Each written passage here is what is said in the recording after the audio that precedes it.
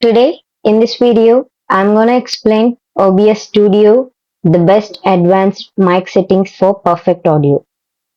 Open the OBS Studio, go to settings from bottom right, then click on audio, then set the sample rate as 44.1 Hz, then click on OK from the bottom, then check the bottom mic bar to identify your microphone sound. Then click on setting icon beside the sound bar, then click on filters.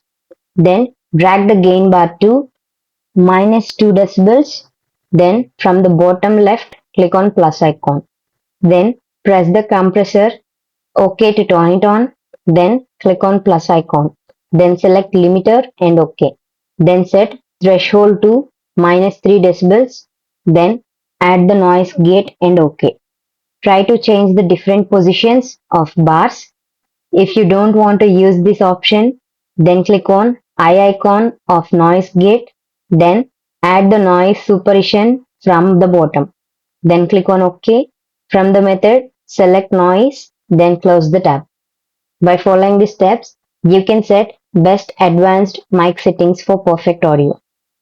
This video helped you out, please leave a like and comment down below. If this worked for you, thanks for watching.